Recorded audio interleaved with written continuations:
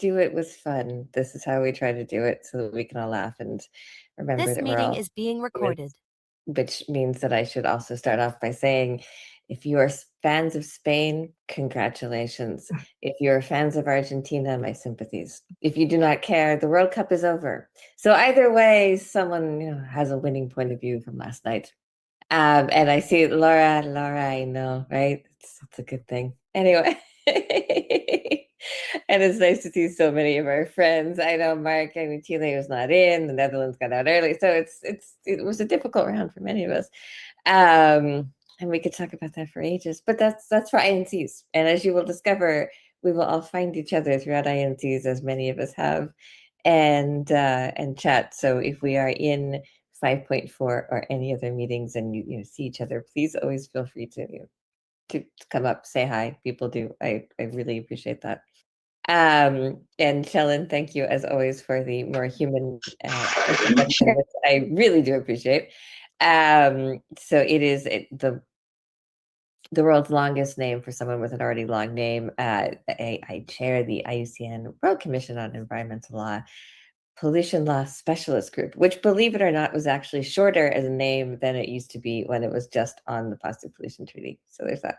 But I also do a lot of work in negotiations for plastics for the other largely pollution-based treaties now, including work with countries as well as a lot more recently with the youth constituency. So I'm so glad to be here with all of you and to have this conversation and walk you through the nuts and bolts of kind of what an MEA negotiation looks like, using plastics as the lens because it's currently ongoing.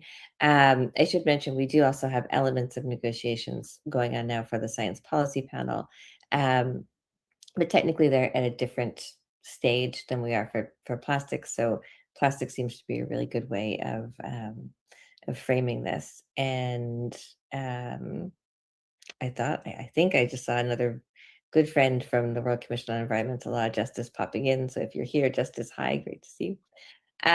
Without further ado, we will see how long it takes me to share my screen and then go from there. If anyone has questions during the presentation, please feel free to ask. I will put this in the full view for myself, so I might not necessarily be able to see all of them. But Shellen, if there's a burning question you see that you think would be useful for me to talk about, just tell me, please.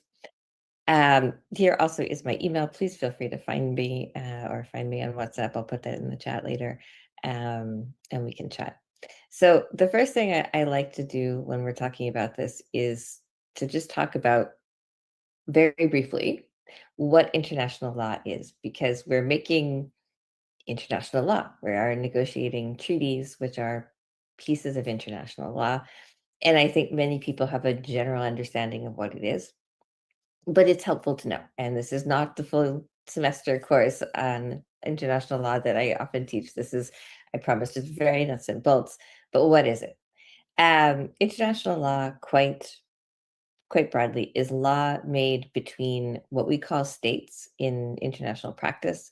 But what typically we would talk about if we're just talking with friends or anyone else, countries. So between countries, and countries are referred to as states. In this process, it can get a little confusing. So if you're from a country like the US or Mexico, for example, and you're used to states meaning what we would call provinces in other places, it can be a bit confusing, but we are talking here about states as countries. And this is the idea that international law is law made between countries as sovereigns. So although our geopolitics might tell us other things, at least in theory and in legal theory and sort of practice, each state is considered to be equal. Once you are recognized as a state, you are a sovereign, and you are considered to be on the same level, the same horizontal level, as every other state, which means that if we want to have a plastics treaty, for example, all of the countries that want to be part of this have to negotiate it together. There is nothing above the countries that can say, we are the universal parliament, and so we are going to tell you, you are going to put this law in place. People often get confused about this because they might think that the UN is that body, especially the Security Council. They might think is that body. It is not. And so at the end of the day, the ultimate sovereignty, it still stays in states, even with international practice and organizations, which is why we have international law as a separate body, since those states are still considered to be the highest power authorities. So if they want to create a treaty, they negotiate amongst themselves. And then once they negotiate amongst themselves, they then have to bring it to their home countries. And we'll talk about this more at the end in terms of what this looks like. But they have to bring it to their home countries to then do what we call ratify. So make into national law whatever it is that the treaty might be about. So whenever we get a plastics treaty at some point, hopefully. It will be signed on a day when we will all be very happy. Shellen and I will probably be eating lots more chocolate, perhaps still sitting on a floor somewhere else in the world. And once that day is done and we go home and sleep for a bit, that does not mean that the plastics treaty will go into effect at that day or the day after. We will be requiring, and we'll talk about this more shortly, that countries take it home and that they then ratify it at home. And only when we reach certain thresholds can we be said to actually have a treaty that is binding international law. So that's one of the things I like to point out.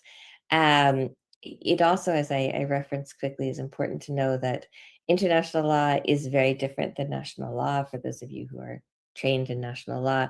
Because when we have national law, we have typically a parliament up here, sometimes president or monarch, depending on the system, but parliament usually here, and then power kind of trickles down in an inverse pyramid.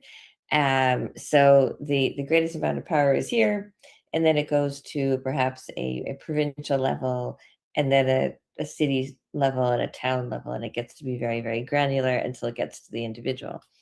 Um, and that is typically the way that it works in a national system because the national government is the strongest authority. When you have states that are working together or negotiating together, since they are all considered to be equal, at least in theory, when they negotiate, as I mentioned, on the same level, and then they put it into place at home using that national system. But the international law part is always between equals, which is very different than what we have in domestic law. And where does this come from? Where does law come from? We are talking about one element of it, and that will be treaty law. But there are other elements as well.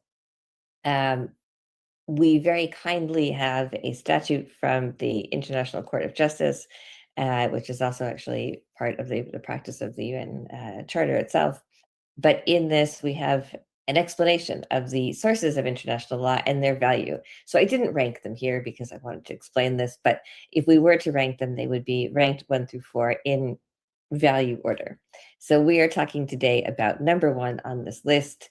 If you are making a legal argument, you want to have one of these on your side, and that is the treaty, because it is an express agreement between either all states or most states, if we're talking about a multilateral environmental or other agreement, or a bilateral agreement, so between 2 countries.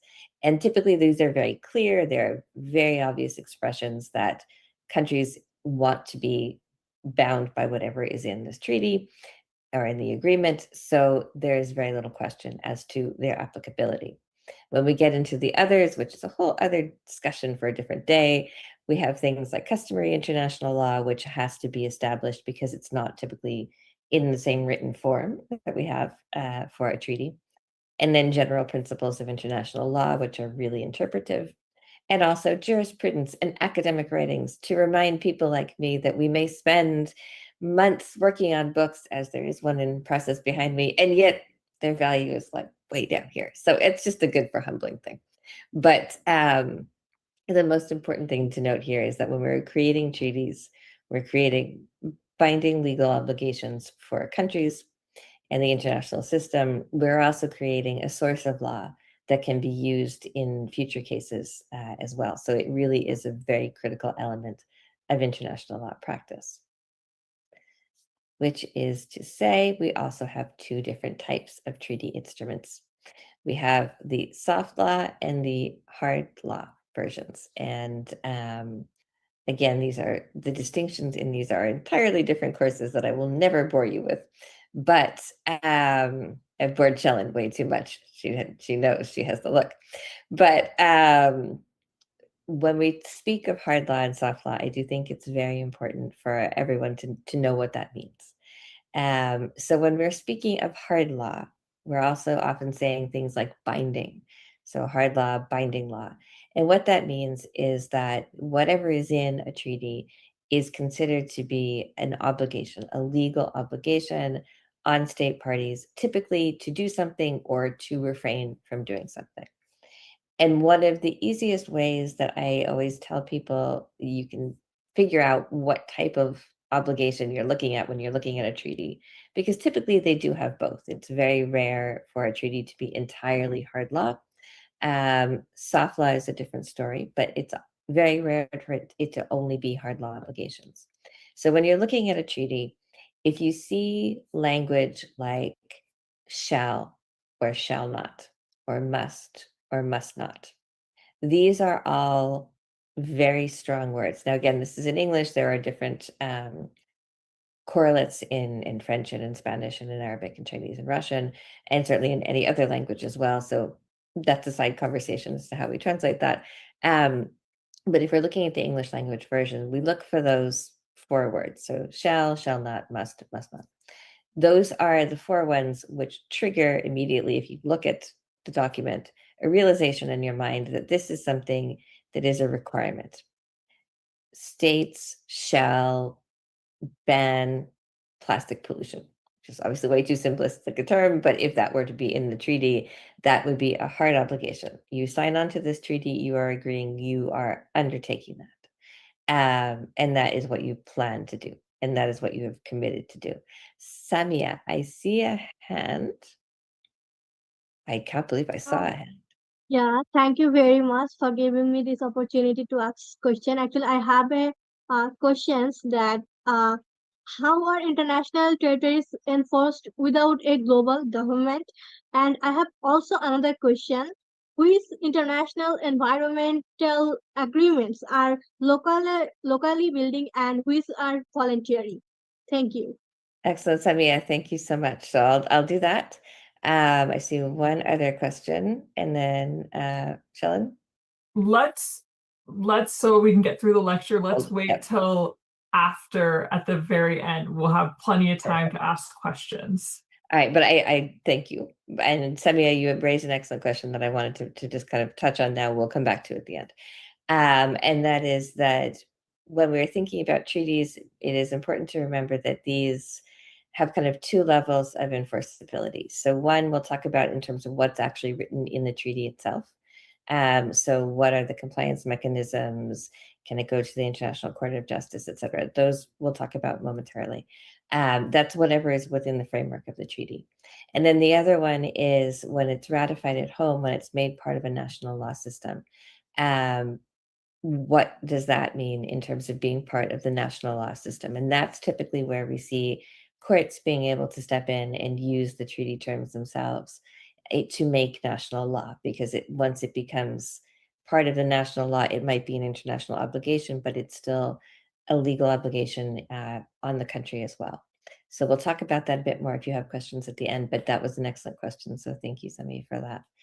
All right, so hard law, we know some words tell you the state has to do that. And if you see that and you want to take it, for example, in an environmental court context and a national court, that's where you would argue the state has said that it will adopt, and it has adopted, a treaty that says we shall ban all plastic pollution.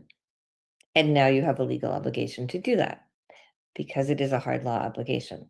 The counter to this, what we call the soft law, instruments and terms, and these are things that are voluntary. They're recommended, and states, if they're signing on to a treaty, will typically try to do them, but they don't have the legal obligation to do them. They are encouraged to do them. So if you're looking at the text again, language like should or should not, or may not, is very indicative to tell you that these are things that are highly encouraged, but they are not required. As I mentioned, a treaty will usually blend these. So it's very uncommon to see a treaty that is entirely saying you shall do this or you shall not do that. And often, which we'll get to momentarily, because of the nature of the obligations, it would actually not work as well to have everything be a hard law obligation. We need some flexibility for states and for their application of the law. So it is most often the case that you have both of these in one treaty.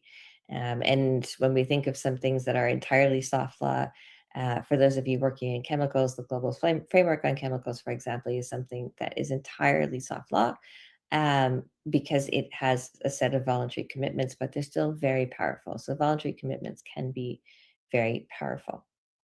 And this then gets us to the question of what is typically in a treaty. Now, no two treaties are alike, but what do we typically see in a treaty?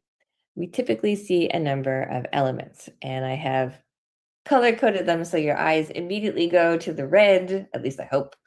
You immediately go to the red so that you see the control measures, which is to say that's where the fun enforceable stuff of the binding law obligations comes. But before then, we have some other things. Now, the preamble is the opening of the treaty itself. And all language in a treaty is important. Every word obviously is very important. For those of us who have spent time in a negotiation, we know that every word can be the subject of hours of debate and the result of hours of agony trying to get to an agreement. The preamble language is the opening language that is often very beautiful. And when I teach this to students, they often love it and they come with paper ideas because they read this language and they think this is just, it says everything we want to, the world community to say, which is good. And then I have to deflate them a bit and tell them it is not legally binding. So the preamble in any treaty, pardon me, and constitution as well, is something which opens up and is the space basically between the title of the treaty and Article 1 or Section 1, depending on the treaty. And it is used to frame. It explains what we've had in mind during the negotiations. It explains the concerns that have gotten us to the treaty. It explains what we hope the treaty will do and the other legal instruments that are informing the treaty, both hard law and soft law. But it is not a set of legally binding obligations. So that is always important to note because many a student researcher certainly has come to me with wonderful paper ideas that are unfortunately not really legally binding because they're based on preambles. So just to give that framing. Of course, this is still very important. And as we were going through the plastics negotiations, what we do know is that this has been very volatile in terms of what is in the preamble, how long it should be, whether we should start articulating principles in the preamble as well. Because we do know from other examples, like the UNFCCC and especially the Paris Agreement, that having language referring to something like just transition in the preamble was actually enough to get later conferences of the parties. We'll talk about those soon if you don't know what those are. To say, all right, we're actually going to expand and create an entire governance system in the just transition mechanism based off that alone. So it does have power, but it is not legally binding. When we start to see legal obligations really coming in, is typically with Article 1 onwards, and those tend to be the opening provisions. So things saying what the objective of the treaty is. Why are we doing this? Now, highly controversial in the plastics context is the idea of a scope. Do we have a scope statement for the treaty saying this is the scope to which it will apply? For example, the full life cycle, or do we just leave that out? And that this is an area where treaties differ. There are some that have scope, there are some that don't, and you can have a valid one either way. But it is very controversial here, so I want to weave that in as we're discussing overall trends and then also the plastics negotiations. If there are to be definitions included, definitions are included in the opening provisions as well. So these are really the foundation, the cornerstone. This is the basic understanding of what we're doing and why comes from the opening provisions. And then we typically go into the control measures. So this is where you will see the red, the shall not, states shall not do this, states shall do this. So the binding obligations tend to be here. And in the plastics context, a lot of the debate now is, will this extend to things like primary plastic polymers, chemicals of concern? Are there chemicals in plastics, plastic design, plastic products? Will it extend to a lot more of the industry? So those measures, if they are included, would be under the control measures. And that's where we really do see the bulk of things that can go into national systems and also be litigated as well. So for Samia, for your question, I think always look into those types of links, and that's where we see a lot of connection. We then go into some of the voluntary measures. So these tend to be where we see things like cooperation and capacity building or technology transfer. Many of the elements that are very important, especially to share information between states, but that are difficult to make voluntary. First of all, it's hard to get a lot of information to flow on both sides. And second, if we made it a binding obligation for states to, say, engage in technology transfer, we wouldn't be able then to include the voices of both sides of that. So if there was an obligation that plastic producing countries would engage in the technology transfer and information sharing, and it was a binding obligation, they had to do it, they might do it to comply, but they might do it in a way that none of the states that are receiving that information, say states that are considered to be developing or small island states, would be able to handle. So then you are having that information shared, but the value isn't there because it can't be processed properly.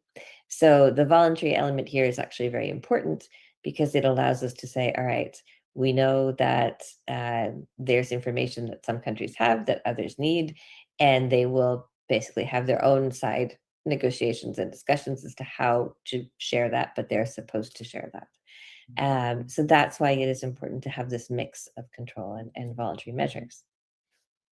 And then we go into oversight and compliance. So again, to get to a bit of that question, Samia, of what we have the treaty obligations, this is wonderful.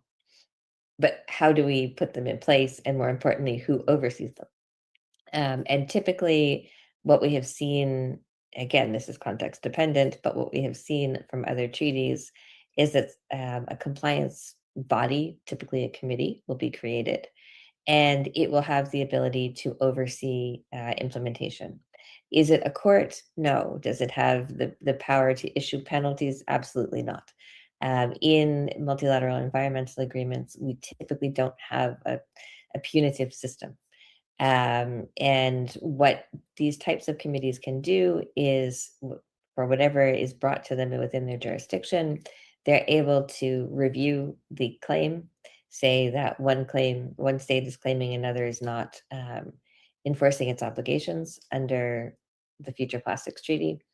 Then there would be a review of whatever the complaint is, say not putting into place restrictions on primary plastic polymers.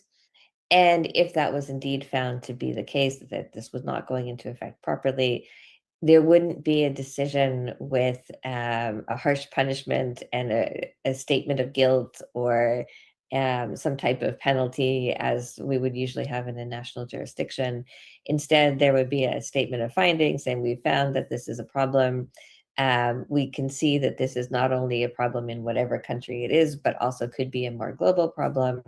And these are methods that we have suggested, and we are suggesting to move forward. So it's intended to not really shame as much as it is to be a constructive exercise, I would say, in trying to move forward. Many people don't find this very satisfying, I think, because it is not our typical judicial system as we think of. But again, it does balance the idea of sovereignty with the idea of oversight. And I should note here that this is something that is controversial, as are many things in plastics, and so it tends to be a bit more, I think, hidden now. But the scope of the compliance committee that we are assuming will be formed here for the plastics treaty is very controversial. And we've seen a number of proposals for what that could look like. And it could look like references from one state against another, which is typically what we have in many other systems. There are some proposals that the only way a compliance mechanism could hear a complaint would be if a state brought a complaint against itself, which I know seems very illogical. It can happen sometimes. It really does not happen much, but it can happen. In the sense of, say, there's a new regime change in governments, for example, in one country, and they want to find out if the actions taken by their predecessor would be considered in line with the treaty obligations, or if they need to revise them, they could ask for a review. Other than that, typically what we see in other treaties is that the um, other states that are members of the treaty have the ability to request a review of each other's compliance ways of putting things into practice. You can ask for it yourself if you're a state. In some instances, the conference of the parties, so the entirety of the community that has signed on to the treaty, can request this as well. And we've also seen proposals in plastics actually for the secretariat, so the governing body, to be able to make this referral.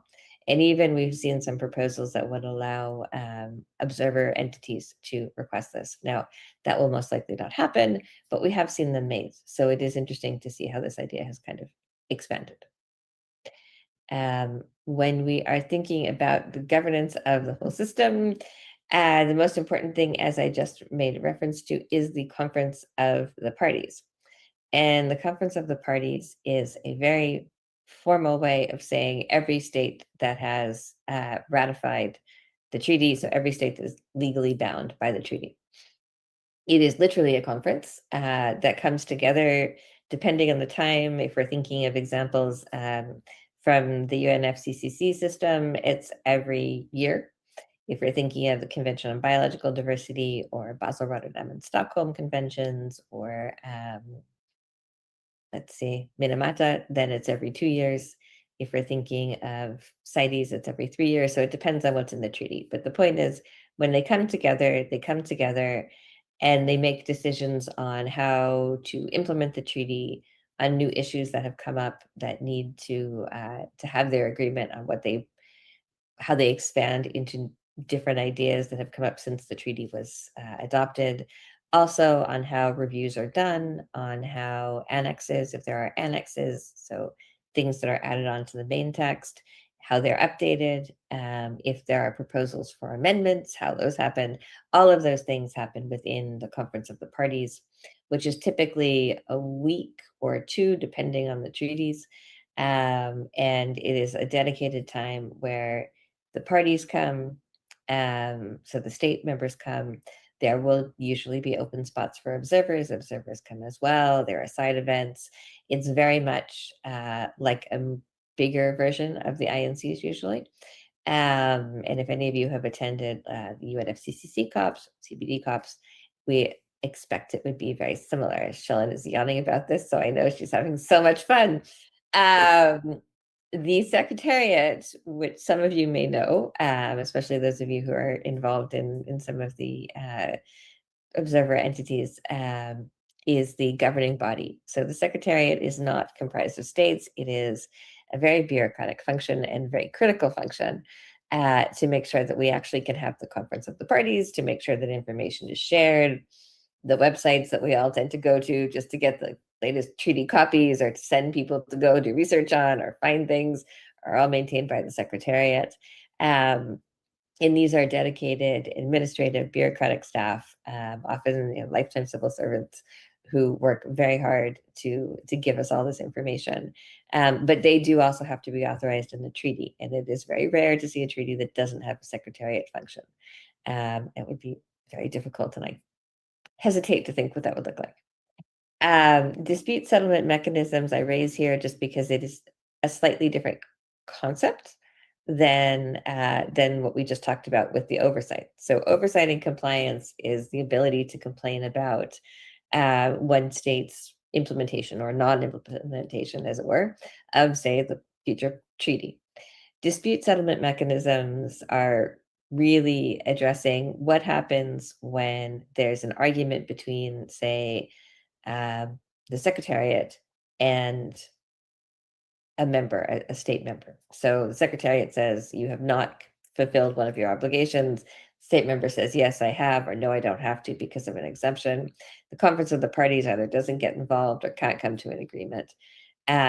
Or there are two states that are arguing about whether or not one of them is put into place, a particular term of the treaty. And it is not something that the compliance mechanism can hear or won't come up with a really strong answer. In most situations, there's a clause in a treaty that says, if all efforts at diplomacy, so what we call good offices, negotiation, etc., have been exhausted, which sounds very much like a medical drama, but this is the language that we use, then there would be jurisdiction typically for the International Court of Justice to hear this type of claim. It has to be in the treaty itself, otherwise the ICJ cannot hear it. The treaty has to say that it is subjecting itself to the jurisdiction of the ICJ, but that is something that is typically in there.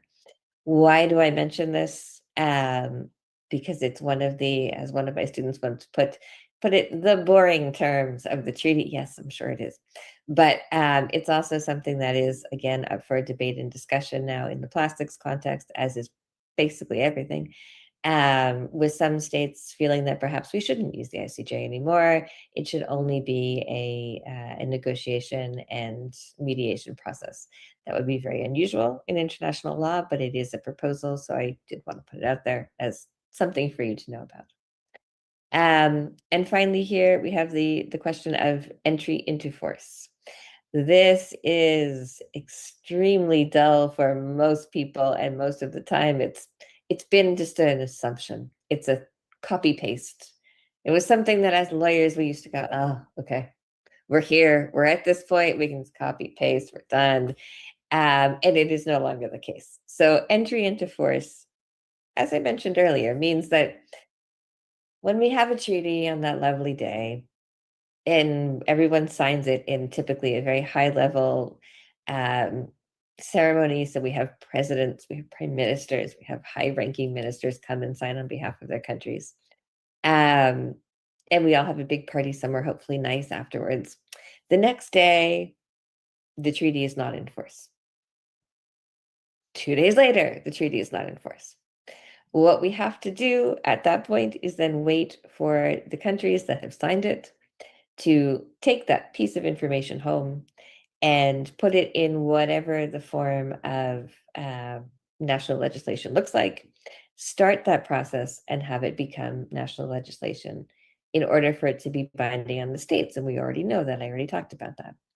But what entry into force says is that the treaty will not enter into force globally until a certain number of countries have signed off and ratified. So they've signed it, and then they've taken it home and they properly ratified it.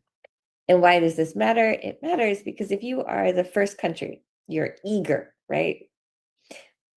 Benson, because I can see you on camera, you're an eager member of parliament in the future, and you take the treaty and you're like, yes, we're going to get this done. And you get it lined up so it literally comes with you on the plane, walks into parliament, goes through the process in a day, and you're done, right? You're the fastest signer ever. It was wonderful, ratified it, brilliant. As a matter of national law, you will be bound. That's it, you will have bound your country. But until you get whatever number of countries is required in entry into force, it is not internationally binding, which means we won't have a conference of the parties. The Secretariat will still be in its very early forms, and often things like funding, for example, from the Global Environment Facility, from others, will be tied to this. So you won't be able to get funding necessarily, or not as much, until the treaty actually enters into effect. And this is always a very delicate balance between, okay, can we say it's a small number so that we can have a conference of the parties early, we optimize the funding early, etc., which tends to be a very good idea often. And if we only have a small number, say 10 countries, and the 10 countries are not the countries that are the problem for plastics, for example. They're not producers. They're only receiving, say, waste, and that's it. They're not really involved in the whole process of getting to the waste point. What is the value of having the treaty go into place? Because what type of change will it really make if it's everyone sitting there in a room saying things that they agree on and waiting for others to join? So that's why we do tend to see typically a slightly higher number. So for multilateral environmental agreements, it used to be that the standard was always 50.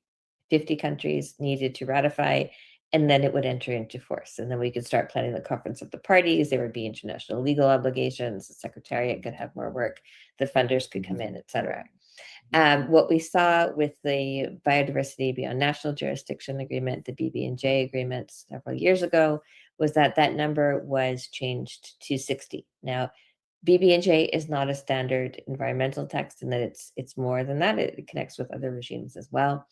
So we have seen for plastics proposals for 50 or 60, and we can argue those, right? Either way.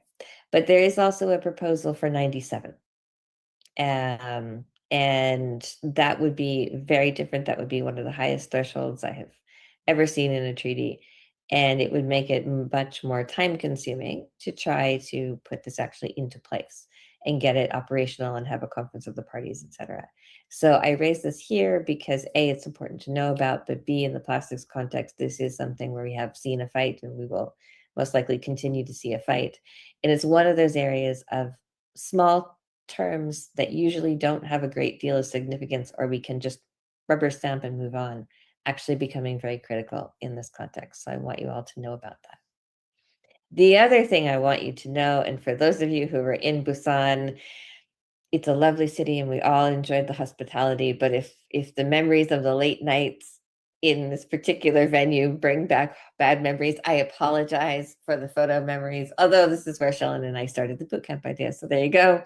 I did want to also mention that the rules of procedure for negotiation for especially the plastics treaty, but now for others as well. So we've seen this in the science policy panel discussions. We've seen it in BRS, Vessel Rotterdam and Stockholm, at the UN Framework Convention on Climate Change, everywhere basically. Rules of procedure have become much more important. They used to be very kind of mundane. We assumed that they were just there. Every now and then we would need some point of order clarified, but the practice was very clear typically. What we have seen in recent years, and really starting with the plastics negotiations and then moving into the others as well, is that some countries are really looking at the rules of procedure again and using challenges that exist in many of them, especially regarding voting. So especially regarding the ability to vote, whether there is the ability to vote or whether we can only vote by consensus.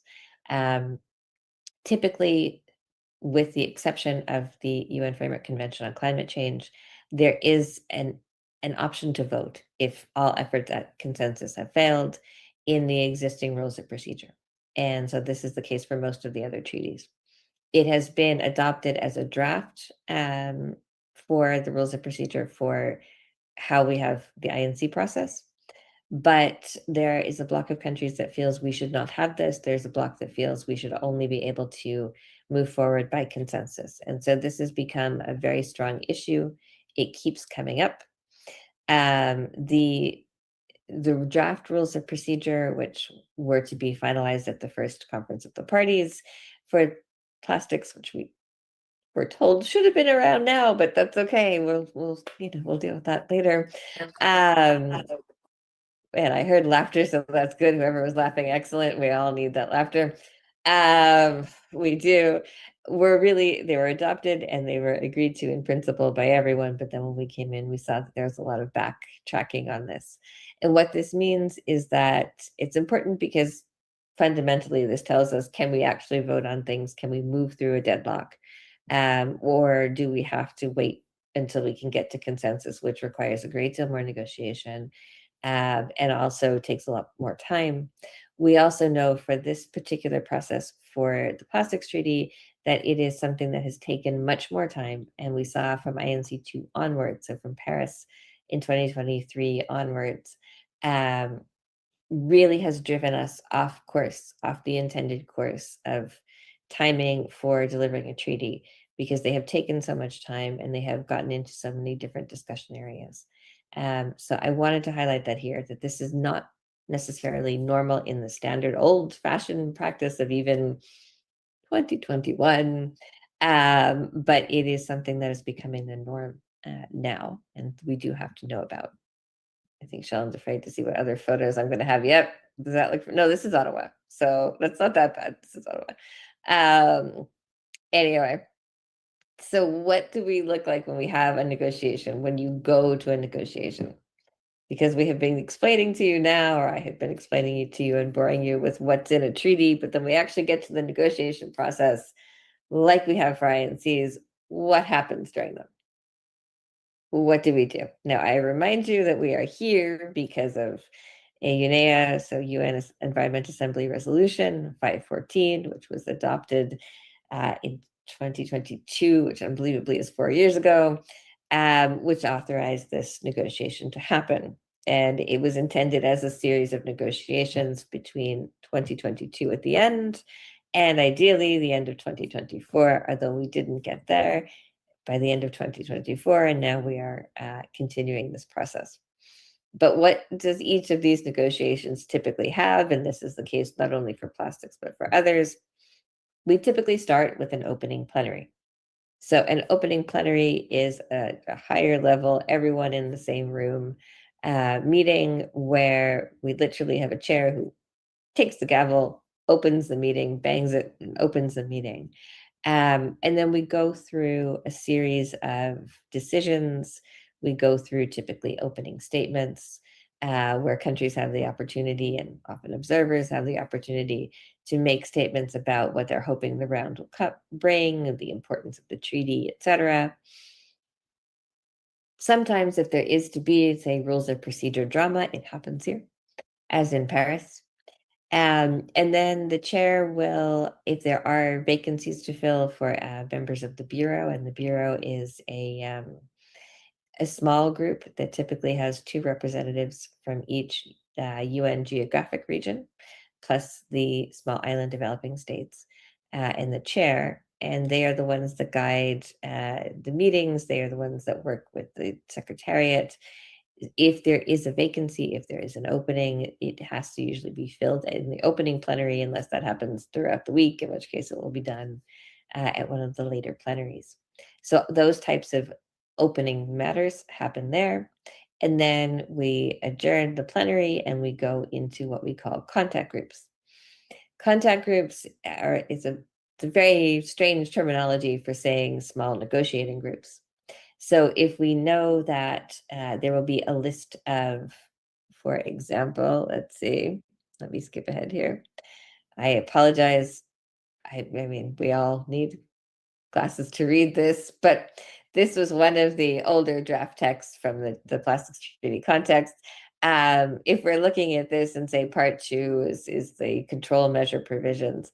So we may have one contact group that is set up to address all of part 2, for example. And then we may have one that is set up to address part 1. And we may even have several more contact groups. So one for part 3, which would be on financing, development, etc. When that happens, we get back to where I was. There we go. When that happens, each of the contact groups gets its own mandate. It gets its own typically set of 2, what we call co-facilitators, not chair, but co-facilitators. And it's essentially a smaller negotiation open to every state to participate in as they wish. And some don't really either have the capacity, which is another discussion, or the interest to be part of all of these, but they participate in some. Observers are typically able to attend. They often are unable to speak because of the time constraints. So if there are topics you want to get ahead on and get a view out on, that's another discussion as to how to do that as observers. But it is important to just go and listen to the arguments being made, because you can tell a lot from that. The contact groups, I should mention, have been subject of a lot of debate for a number of reasons recently. but one in particular being the scheduling of their meetings, because we may have 4 contact groups. And that's necessary because we're trying to negotiate a very large package of information. But recognizing that there are a number of delegations that may only have 2 to 3 people, sometimes there are delegations that only have 1 person, and that they will all have interest in many overlapping areas. The recent trend has been to only have 2 contact groups meeting at the same time, so that if you are a delegation of 2 people, you can split yourselves and go one in one room, one in the other, and not have to miss out on any. And that is something that we have seen a real focus on, and also civil society groups kind of holding everyone accountable for that. In addition to the contact groups, we have informals, or sometimes the dreaded informals. You just keep tacking it on as you go. And these are meetings that are typically only of state representatives, only of state negotiators. And usually it's a much smaller group. They are the states that are really focused on one area. They're really focused on one topic, one subpart of a larger heading. And they sit together. There will usually be a facilitator who's there just typically to mediate and to try to help when possible. And it's a chance for everyone to talk out their concerns and, in a way, try to move forward, or at least understand each other's positions more. So those are the informals, and they're often called infs, which is also confusing because there's a type of document called an inf. But anyway, inf meetings mean informal group meetings. We also do have this other thing that I mentioned because it sounds rather like it came from Harry Potter, but it should be mentioned, the friends of the chair or the friends of the co-chairs. And that is, again, a very small informal group, typically of higher level negotiators who are trying to work to help the chair. If there's an issue that is particularly difficult to get through, they may act as kind of delegates of the chair and go and try to bring people together and conduct their own conversations with them to report back to the chair and help move things along. So I did want to mention that because it does have a very Hogwarts type quality to it. We do also have some other things to note in the stages that are also important to understand the terminology for. And by the way, this is a lovely scene from Bangkok at the UNEP buildings there. The intermediary stages of negotiations are where we will see what we call stock taking plenaries, usually like halfway through, sometimes earlier if needed. And that's where everyone is called back together. So there are no contact groups typically meeting at that time. There can be exceptions. And we're talking about the type of progress that we are making. And these are very important for us to understand where we are in the whole rhythm of the negotiation. And then if we do get to text, it's a lovely thing if we get some type of agreement on text that comes out of a contact group, then it goes to the plenary as a whole. So in a stock taking plenary, for example, and then if it is done, it gets forwarded to, in the plastics context, the legal drafting group. Typically, this is the same language used in other processes as well, which again sounds very Hogwarts-like, but it is a group of lawyers, including myself, because I am lucky enough to sit on it as a representative. And it is a group of lawyers in a room who sit together and go through whatever the text is to review it and make sure that it legally makes sense. We do not pass judgment on the content, right? Could it have been written better? Do we agree with the content? That is not relevant. What is relevant is, does it provide for a violation of, say, international law? Would a term that has been agreed to in one of the articles for the Future Plastics Treaty say encourage piracy? Okay, no? Excellent. That's good. If it does, we have a problem with international law. That is a rather extreme example, but still, that's the type of issue we're looking for. And then we're also looking to see, would it cause incoherence with other terms of the treaty? So if there's a reporting requirement every 5 years under Article 1, and then there's a reporting requirement every 3 years under Article 2, that's a problem. That's a legal inconsistency. So if that happens, we're supposed to report that back. If not, we're supposed to report back, this is all clear, it's all good. And then it can be adopted one would hope, by the plenary. And we have had 3 meetings of the legal drafting group thus far. We have, for plastics, we have adopted 3 provisions, all of which typically go at the end. But we met, so that was good. And it was lovely to see colleagues, including, I believe, Justice, who is on this call. So, we met each other in those circumstances as well. And finally, when the negotiation is over, we have the closing plenary. There are often closing statements. The chair will explain what our next steps are. If there's text to be adopted, it can be adopted. But the closing plenary gets to why we are using a series of 5-point, etc. Because in the context of the plastics treaty, we were authorized to have 5 negotiation sessions. And we had INC 1, INC 2, 3, and 4. And we had 5 in Busan when we were still just calling it 5 in the old days. But since we didn't get an agreement, and the mandate from the UN Environment Assembly was for 5 sessions. The workaround on that, the trick that we have now seen coming into several negotiations, not only plastics, although plastics is the longest duration of this, is to not have the chair take the gavel and bang the gavel and close the plenary during the closing plenary session. Instead, what he, thus far it has been a he, so what he has done is to adjourn the meeting. So takes the gavel and adjourns the meeting, which means it's technically left open. You adjourn the meeting until the next session. The next session is not INC 6, it's INC 5.2, which we had in Geneva last year. And then, since we had no agreements there, the same trick was done, right? So the same gavel to adjourn, and then we have a 5.3, which was very limited duration and context. And now we're going into a 5.4 because this has been the process throughout.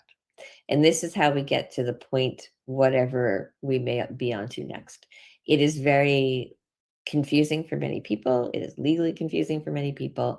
There is no established limitation on where we would end this.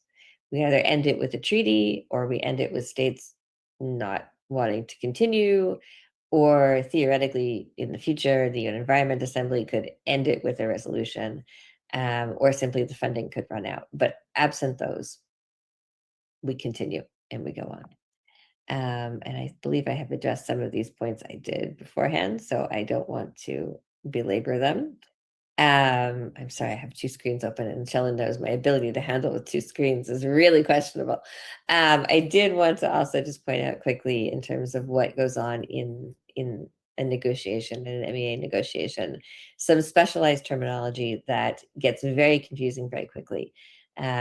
And explain it to the best of my ability, because many times it doesn't make sense, or it sounds again like we're in Hogwarts. So the first term is a 0 draft. Now, most of us have started off our lives when we're writing school essays or papers, or long ago, a PhD thesis with a draft, a first draft. But we typically don't call the first draft the first draft. In international practice, we call it the 0 draft. So that is the first attempt to draft up what the treaty would look like. Typically, the Secretariat does this, and so certainly for INC and the plastics negotiation process, we had a 0 draft that came out after the, it came out after Paris for Nairobi. So after INC 2 for 3. And it was very much open. So what it's allowed to do, and these have to be mandated by all of the countries together, typically in the closing plenary, saying we ask the Secretariat to make a 0 draft. And it's a compilation of what has been negotiated or discussed up to that point. So the 0 draft in the plastics context was a draft skeleton outline of what the treaty could look like, what elements it could have, based on everything that was introduced during INC 1 and INC 2. And then where there was specific text proposed by countries during those negotiations, putting that text into the draft to look at, and to look at as options. The intent wasn't for the Secretariat to say, you should do this or this is better. It was to provide a really structured document to allow us to move forward and use as the basis for negotiation for the next round. Typically, we go from zero draft to a full compilation document. In this particular instance, we went from a zero draft to a revised zero draft, which then came out of the Nairobi round in INC3. And that was, again, a more developed, so all of the headings were filled in. It was a more developed sense of everything that had happened during the negotiations and the text that had been proposed. And then we moved on to Ottawa. And after the Ottawa round, we had the compilation document, which was what I had showed you earlier. Let's say this was only part of the table of contents. And that was 77 pages. So that was a great deal of textual proposals with a number of brackets as well. And brackets, I should mention, are things that you never want to see again after a negotiation. Brackets are what we use, the square brackets are what we use to indicate that there is text that has been proposed. It has not been agreed to by a party. It's either been proposed by one party and not agreed to by everyone, so it's bracketed, or at least one state has said, we don't want this in here. And then it's bracketed for potential removal. It indicates that there is not agreement, to put it very clearly. And so I lost track of the number of brackets in the compilation document. It was somewhere in the thousands. But from this point onward, we typically then have a refining of the negotiating document in other negotiating practices. What we had to get to the non-paper part here was that the chair at the time, the now former chair, Luis Baez, Ambassador Baez, thought going into Busan that the 77-page compilation document was too much and we would never get an agreement on it. So he held some informal meetings and then decided to issue what he called his non-paper, which became the first of many. Now, it is called a non-paper, not because it's virtual, not because we're trying to get people to not use paper, which is, always good if you can avoid it. But it is called that because it was not requested by the Conference of the Parties or by the INC. So the zero draft was requested by all the countries together at the end of the INC. The revised zero draft was the same thing, and the compilation document was the same thing. This was the chair's own effort separately within his powers, but separately from the group of countries that were negotiating in the INC to come in and say, I've talked to you all, I've looked over the documents, and this is what I think could be a road forward for something in the middle. So it was the chair really trying to use his power and his ability as someone who's trying to help facilitate negotiations.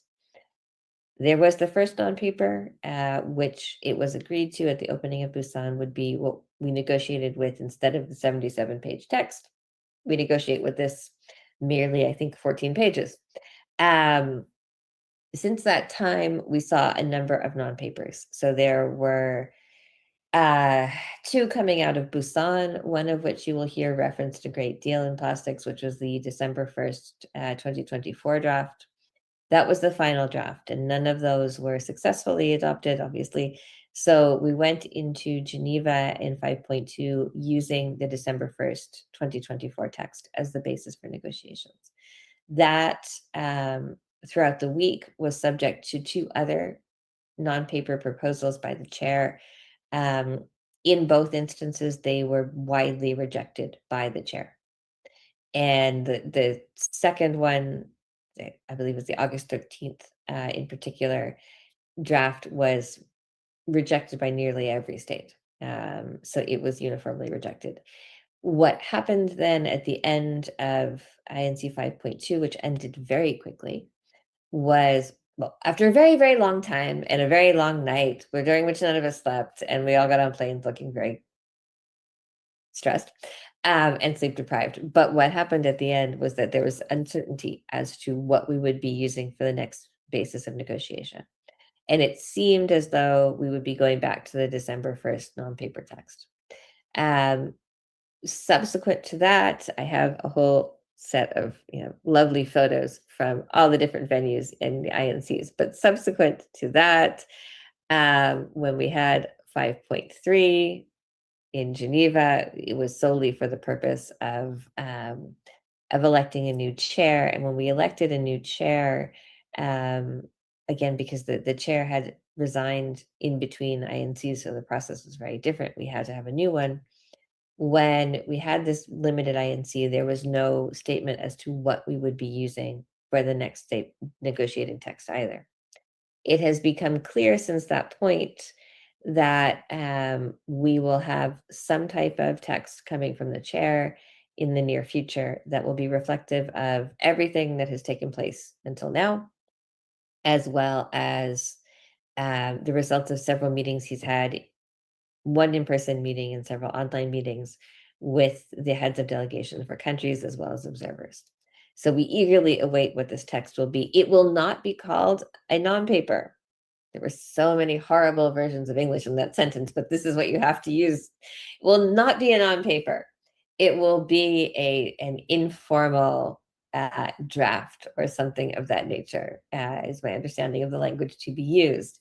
It will also be a suggestion from the chair, and it will have the same legal authority in the sense that it will not have been mandated by the INC, so it can only be a suggestion to the chair, or from the chair to the INC.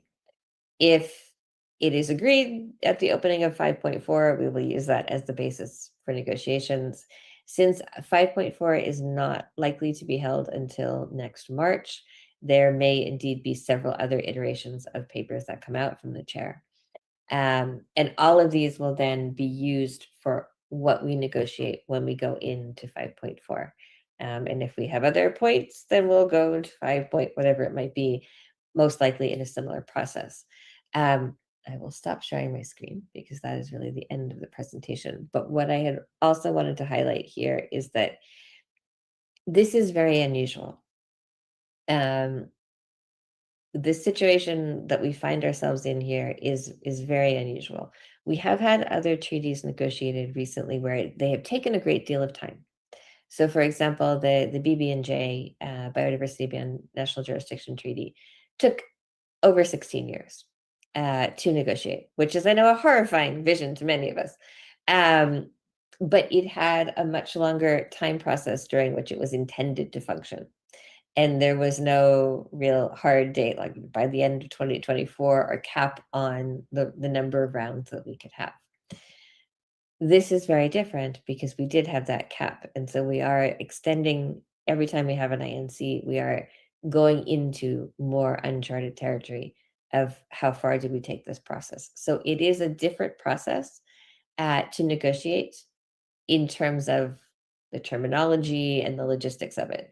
The negotiations practices are very much all the same. So the terminology of what goes on during the negotiation is the same. The negotiation strategies for observers, for states, all of these things tend to be the same. It really is just the fact that this is unusual in how it's been structured, and what we have been kind of asked to do and how we've been operating. So Shellen, I will stop there mercifully for all of you, and then we will get to some questions if that works. Yes, and I just want to ask as well, if I know we have about 12 minutes, but is it okay if we go over? Yeah. Okay, cool. And Benson, do you want to help out with moderating as well? Okay. Sure. Actually, we got some comments and questions in the chat, so I can read out a few questions that I can see. So the question came from Abhishek. Can states' domestic laws for international matter of concern, say plastics under conflict with a global best practice, be changed if the state is non-signatory to major treaties, what tools does UN and associated multilateral mechanisms or bodies have to best align or influence state policies with international standards? If it makes sense. Thank you. Shall I just jump into that one, or do we want to do others? Yes. I feel like And another question I can see is what needs to be improved in the nature of negotiation, that the outcomes of treaties often are not just legally binding, and how much this feature affect its entering into effect after signing. these are So excellent. that is another question. Okay. And there is two questions being asked by Mercy. Yeah. And they are one is yes, given the urgency of global environmental challenges, why do treaties often take so long to enter into force after adoption? What reforms or incentive mechanisms could encourage more countries to become early adopters while ensuring they have the capacity to implement their commitments effectively? And second question is, could future treaties adopt phased commitments where countries begin implementation immediately after adoption, while formal ratification processes continue to prevent critical time being lost in addressing global crises? These are the questions that we have received so far inside in the comment section. Otherwise, if anyone else wants to unmute and explain and say his or her question, then that would also be welcome. I'm let's- Justice from Cameroon. Are you getting me? 1 Yes, It minute. appears you I have saw not your read my. question in here. I have a Yep. question on the chat. Yep. I don't know if you. Yes. I Because see it. you not read out the question, please. Okay. And my friend, we need to talk more. I'll send you a message, Justice. Let me go through those, and then I know that Abhishek has had his hand up very patiently for a while, so we will get to you. Let me just go through those before I lose them all in my head. They're all amazing questions, and I thank you. And Mercy, I think you tap into the frustrations that many of us have, and it's the frustration of being aware of all the implications of environmental harms, and then trying to put them into a process that is very slow. So to get to the first sort of theme, at least of all the questions, if a state wants to, I think it's important to point this out, if a state wants to adopt a piece of legislation that for national purposes, that is more comprehensive than a treaty obligation, or that fills a void. We don't have plastics as a global treaty yet, but that say implements things that would be part of a global plastics treaty at the national level. It is free to do so. It is encouraged to do so, certainly by those of us who work in the field. And there's actually a growing viewpoint that if we do take so long to get any type of environmental treaty passed, and it is so hard, and we know that in the meantime, however many thousands of tons of plastic pollution may be created, and the harms that come along with it, it is important for states to also take their own measures. And the limitation here is obviously, for many countries, the terms of WTO, World Trade Organization law. So if you're going to have something like a prohibition on imports and exports, or limitations on imports and exports, or restrictions on what types of products can come in, say if they're containing primary plastic polymers or secondary plastic polymers, et cetera, making sure that those comply with your other treaty obligations, especially for World Trade Organization law, since that can be a real problem. Although right now that's rather shut down due to some other organizational problems there, which is another conversation for another day. But other than that, really the states have a great deal of power if they want and if they're able to in adopting these types of legislation. And also the regions have that ability as well. And we've certainly seen a number of regions adopting measures that relate to different types of chemicals and of constituent parts of plastic. The EU has done this. Mercosur, which is the southern cone of Latin America, has done this. The African Union has done this in some instances. So we do know that this can happen. I mean, there is a great deal of discussion now about if we're at a weird moment in our geopolitical history where it is hard to get things passed for a number of different reasons that often have nothing to do with the underlying issue or very little to do with the underlying issue. Might it really be time to think about having states play a much stronger role? And so we are talking about this. And certainly if any of you are involved in this at your national levels and you want to talk about ideas of how we can phrase this and what we would need to do to update your own laws, I'm working with some countries on this already, and I'm happy to work with you on that or talk to you about that. Because that really is a step forward. And it does also then get to some of the more frustrating things that I think we've seen here in the questions about how do we enforce, even if we have a treaty, how do we enforce it meaningfully?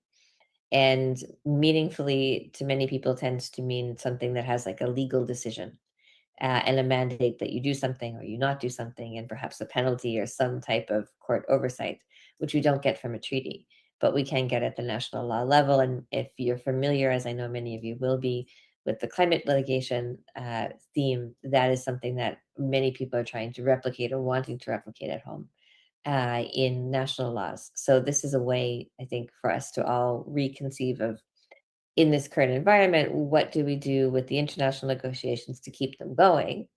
And then also have states and regions working together to adopt their own rules, hopefully that we can try to harmonize and make similar. And then also put pressure on us at the international level to do things because there is already a trend. I want to get to Justice's question, which is like nested up, but I saw the name, so it popped into my head, which is there a standard legally adopted rule of procedure and decision-making for MEAs? And then based on the current procedure for negotiating the plastics treaty, do you think INC negotiations will conclude at 5.4? Honestly, I don't. To be just completely frank, I don't think so, unless we have a significant use of the time between now and March to hold informal meetings. And then that will also raise a question of transparency, because when we're open in the INCs, observers can attend, etc. Now there is a question as to how that will work for anything that is informal. So I am thinking we'll probably need another one. I would love to be wrong, but I am thinking we'll probably need another one. There is no standard rules of procedure as such for the MEA processes. Each of the, let's see, I love these as props. It's fun. It breaks up the background. The Basel, Rotterdam, and Stockholm Convention treaties, which is like, these are gifts that they give you when you go to these things. But they all have their own rules of procedure. Everyone has their own rules of procedure. That they adopt and that they use throughout the system of their own COP process. What tends to be the default is the UNEA, the UN Environment Assembly rules of procedure. So if there's a gap in a rule of procedure that has been adopted, if there's something left out or there's a question, you can go to the UNEA rules as like the interpretive rules. But otherwise, everything is really dependent on the individual treaty regime itself, which can make it a little bit difficult. And to get to Mercy, why does it take so long to enter into force? This is a really good question. And it depends a lot on the context. Sometimes it is much easier for a state to negotiate and to be part of the negotiation process than it is politically to get something passed at home. We've often seen these concerns come up where things that have nothing to do with the treaty itself hold up political concerns, hold up ratification for a very long time. So there are a number of things that can be impacting on national policies and plans to actually adopt a treaty. And these types of concerns are also why it is important to pay attention to things like how many countries do we need to ratify in order for this to enter into force? So that's why I always highlight that when I talk about this, because it is an important thing to note. And then the second question about phase commitments. Yes, absolutely. Phase commitments are things that we have talked about in the negotiation process for plastics. Typically, it's not phase commitments in terms of the formal adoption and ratification process. Typically, it's phase commitments once the treaty goes into effect. So once it is entered into force properly, because the idea is that those are binding on all the states. So rather than saying once you ratify, then you're subject to these restrictions without having everybody else have the same restriction. For equity, we say once we hit, say, 50 states, it enters into force, and then everybody who's ratified is subject to the same obligation. That, of course, doesn't prevent states from saying, as soon as they ratify, we're going to put this in place now, and we're going to start our own national phase legislation. It's just the way that we do it internationally to have some greater sense of equity. Okay. Abhishek, your hand has been up, and you have been showing us the beautiful background of San Francisco for so long. So please, may I have your question? Thank you so much, Alexandra. I hope I'm audible. Yep, absolutely. Yeah. Just a brief introduction. I'm Abhishek. I'm working in the field of climate and carbon markets.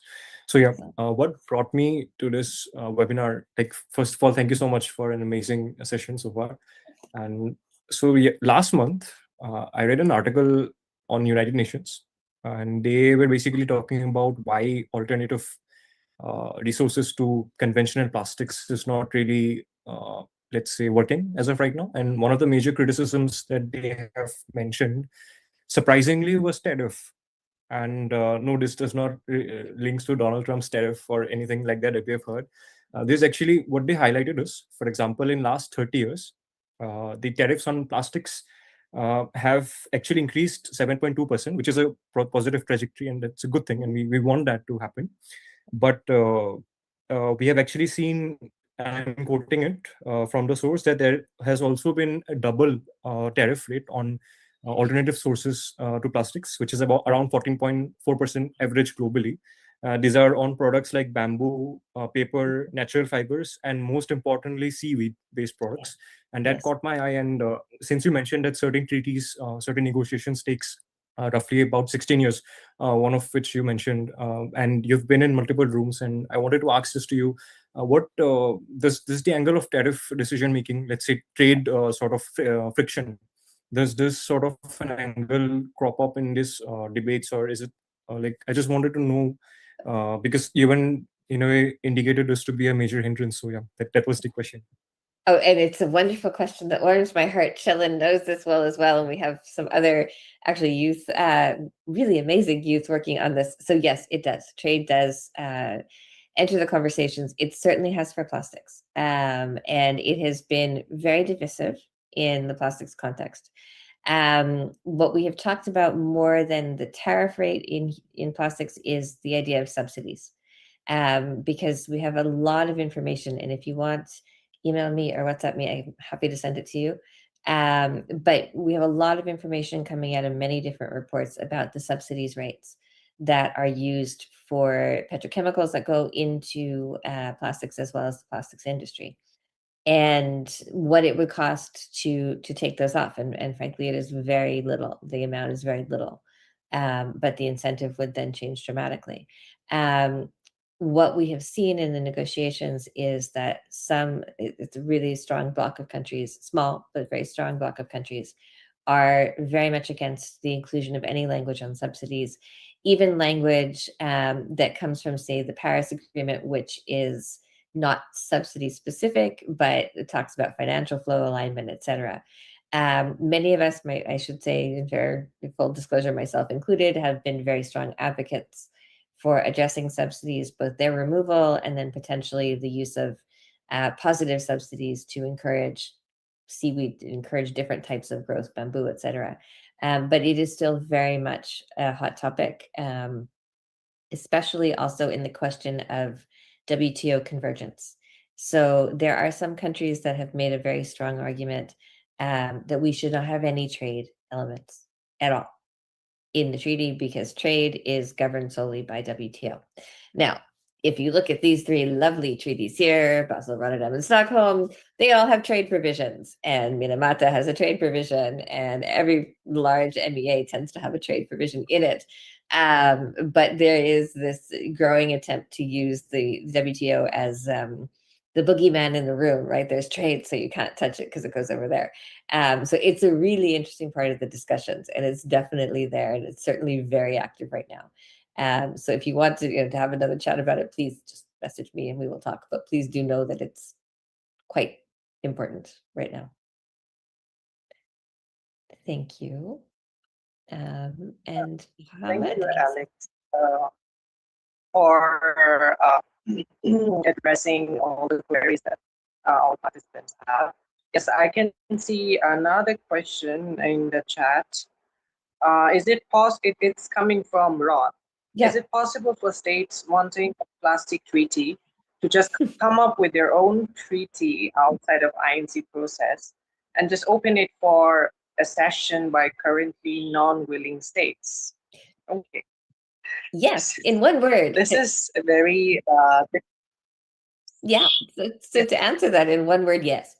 It is possible. And again, in full disclosure, I, along with I'm sure many other legal experts, have been asked about this, have written opinions on this, and yes, there are precedents not coming from environment as much, but there are two precedents coming from the weapons regulation system.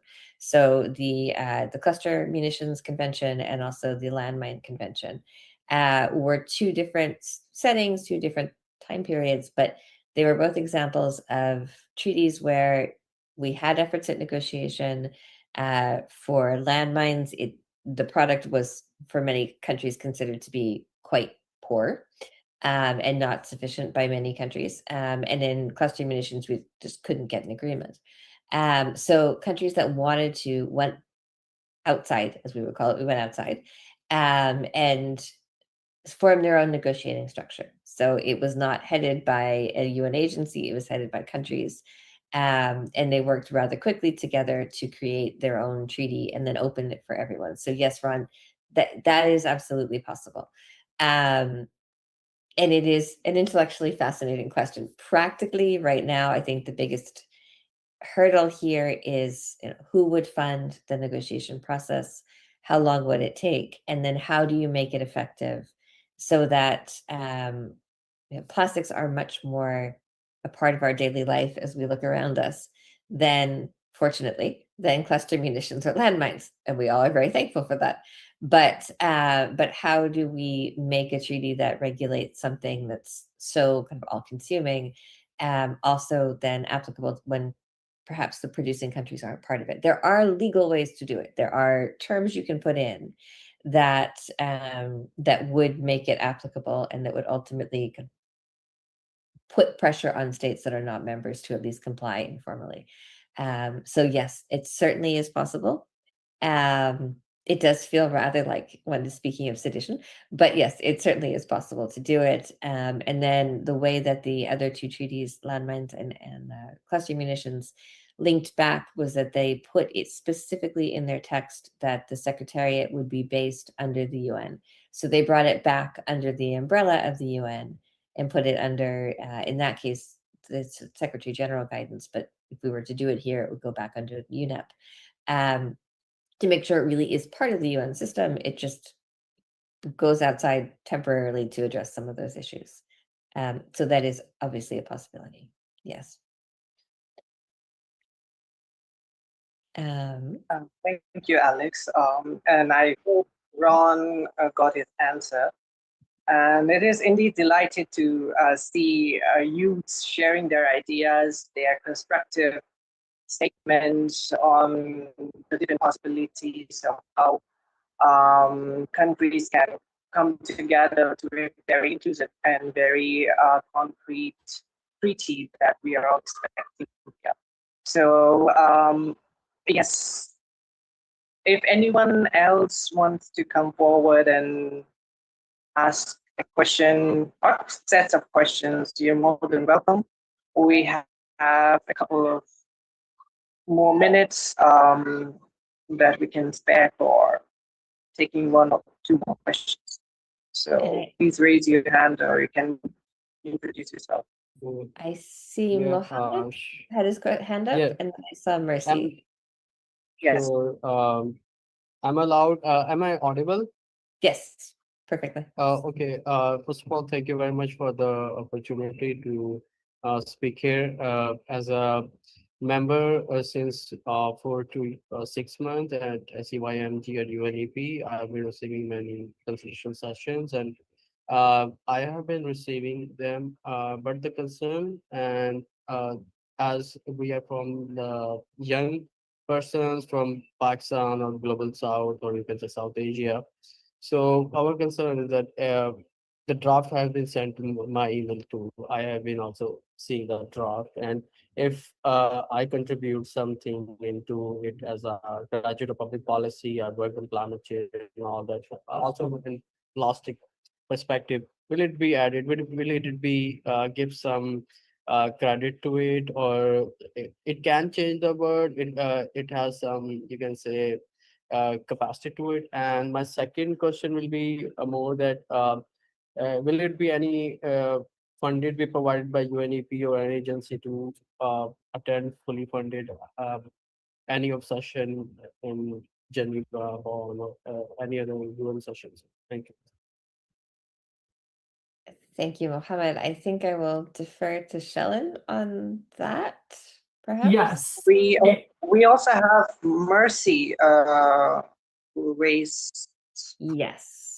Let me answer that question first, and Alex can add to it. So how it works is that, at least for youth, and I know that there's many observers on the call, and I think we talk a lot about a lot. If observers were to create a treaty, we would have one years ago, because it would be easy. However, we can't directly give inputs or recommendations. What we can do is we can give inputs to member states, who then can give proposals, or we can give insertions, and then we give them our proposals, and then they give the proposals to the wider member states. We have, as youth, recently internally within the Children and Youth Major Group to UNEP Chemicals and Waste Working Group, in collaboration with the YPAN Intern Coordination Team, we submitted some textual insertions in I'm going to mess this up, the most recent draft coming out. There's just so many. Yes. What is the draft coming out again, Alex, called? It is the chair's informal draft paper. The chair's informal draft paper. When last I heard, it could change, but that's what I last heard. Something to consider. And so YPAN is also currently going through governance building at the moment. And if you're a member of YPAN, and I think CYMG, you should have received the upcoming governance consultations, and also being able to provide input as well. But something we could definitely consider is doing a consultation or two to allow youth to insert the recommendations. However, I think one thing that can be challenging at times is to remember the current political context. So, as I think we would love to have an ambitious treaty, that's ultimately our goal, but also considering the factors of the negotiations and where they are at. So I hope that answers at least part of your question. And Alex, feel free to add anything else. Yeah, No, sure. Thank you. I would just add that this is the time to make as many proposals as you can for any organization, because right now what we are seeing, and sometimes it's a little frustrating, but this is true, is that we are really going back in time, right? So a lot of what has been said before and the positions that have been raised before are still on the table, but we're also opening up again, and it really is a rather blank slate right now. So the time for everyone, if you do have suggestions, to put them in. Obviously, CYMG and YPAN in particular, as organizations, have their own viewpoints. And so, YPAN will be taking that into account in doing the consulting conversations. But if you have ideas, this is the time to raise them, and it's the time to put them in, because we don't know what will come in the future. If we are thinking there will be a 5.4, definitely. Whether there will be a 5.5, what the opportunities are to start proposing text then, or if we're just going to be sitting there really trying to negotiate out the issues that exist. So this is the time. So I would just encourage you all, if you do have ideas or comments, put them in now, and then we can talk about how to refine them. And certainly I'm happy to advise, as Shella knows well, I'm happy to advise and tell you what legal language would look like. But share your thoughts now, definitely. Thank you, Alex and Sheldon, for answering the query that our participant had. And lastly, we've got Mercy, who can present or who can share his question. Mercy, please. Oh, thank you. Thank you so much, Benson, for the floor. Good evening, everyone. Thank you, Dr. Harrington, for the lovely presentations that you did. I've been enjoying the discussions.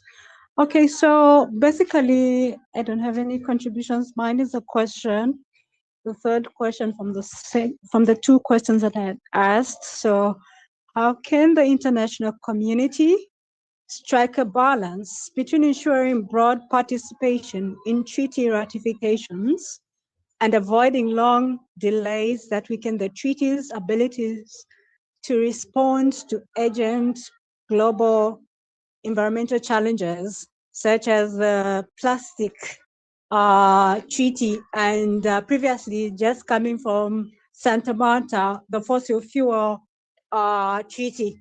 Like I was expecting a lot of countries to come on board to support that, but then, people were not as aggressive as it seemed to be, as we are at the 1.50 degrees, and these environmental challenges are really striking us hard. Thank you. Thank you so much, Mercy. I apologize. I'm losing my voice at the end of speaking for so long, and then lots of cheering throughout the World Cup. Anyway, no, thank you for that. I really appreciate that question, because I think it makes an important point about something that was done with the Biodiversity Beyond National Jurisdiction Treaty that is a bit unusual, and that could be a good framing for us to think about for plastics, and then moving forward if there's a fossil fuel treaty or something like that as well. And that is working with the Global Environment Facility or another funder to create different and perhaps new forms of funding or hybrid forms of funding that include pre-ratification funding. So this tends to make it a bit more kind of attractive if there is a treaty agreement for countries, and certainly makes them able to ratify and more quickly. And usually funding doesn't start until the treaty is ratified, and then things go into place. But there was an agreement with Global Environment Facility, and they transferred some funding around so that countries could actually get assistance in figuring out what they need to do for ratification, and then going through their whole ratification processes. And this resulted in the BB&J agreement being ratified relatively quickly. And now it is well over the number of states we need for ratification, and it is a very high number. So I think that was something that worked really well that we can take from BB&J. And it will be hard, obviously, to negotiate plastics. It will be hard to negotiate fossil fuels. But if we can start to think about ways to make sure countries ratify quickly, and we hit the entry into force number quickly, and then can move on, that type of creative financing or blended financing can work really well. And ratification is another topic that when we have the treaty, hopefully soon we can perhaps have another session on what does it mean to ratify, because each country has its own requirements, and some of them are super simple, and some of them are very, very complex, and in some you have to wait a year, etc. So knowing that and having the funding to go through that quickly and do the public consultations and everything else that you need in many systems is really critical. And I worked on some of that with some countries for BB&J, and it really did help to have the funding available. So I think that would be my one additional suggestion, Mercy. But thank you so much for all of your questions, because you had really great ones, as did everyone. That's it. All right. So that brings us to the end of Q&A session. And thank you everyone who came up with such brilliant questions that really made us to think of how we should be prepared for future negotiations, as well as what to expect and what not to expect, and how to look forward to the next negotiation that will take place soon. So with that, I would like to invite both of you, Alex and Sharon, to give your remarks, closing remarks, and to officially end this session. Thank you. Benson, before I do, I think you should introduce yourself, because you've been involved with the INC process for a long time, and you're also an Indigenous youth as well. So I think you deserve a proper introduction. And I also, before we do that, I see Stephen's on the call. I see there's been several people from the Global Steering Committee of COIMG, YPAN, and I thank you all for the support. But Benson, go for it. Tell everyone how amazing you are, as everyone else here is amazing as well. Okay, to begin with, yes, I'm Benson, and I'm one of the core members of the YPIN team. And I have been trying my best to involve myself with all the work besides my own work, which is, since I'm a PhD student now, so I am balancing my own academic workload, as well as all the other engagement that I'm currently involved with now. So yes, I've been involved with such a great team for a long time. We've been through a lot, ups and downs, and we've come so far with the support of each one of you guys, and of course, all the other people who joined or who have been showering a lot of support in the form of motivation, in the form of other support works. So yes, like, feel free, guys, to strike a conversation with any one of us, myself or Shalon or Stephen or anyone from the YPIN team. We would really love to accommodate all of your ideas, and also to hear your thoughts, your opinions, and how we can make our team, our YPIN team, grow stronger and do better work. Thank you, guys. And now I guess I would like to invite Stephen, if he's here, he can introduce himself. And also, if Karthik is here, please, all of us, we should introduce ourselves and get ourselves. I mean, thank you. Although we are on a limited time, but I first of all really appreciate all of the enthusiasm that people have shown. This session has run for almost 2 hours, and yeah, of course, we are not surprised by Dr. Alex's presentation, and also how she can answer all of the questions. But really, I just want to say thank you all for being here. I also see some of the representatives of other stakeholder groups, the youth alumni. So we are also welcoming you to be here. And yeah, I'm Stephen. I'm just one of the other part of interim coordination team. So nice to meet you all. I'm tuning in from Indonesia. So going back to either Benson or Sheila. Thank you. Thank you so much, Stephen and Benson. I just want to say thank you so much, everybody. Thank you to some newcomers from Santa Marta. And if you heard it through other channels, I also want to thank once again other civil society members who are very much active in this process, who have attended from the INC process. I see many familiar faces, and truly we appreciate your support as always. And I just want to say, we're always kind of blown away by the support.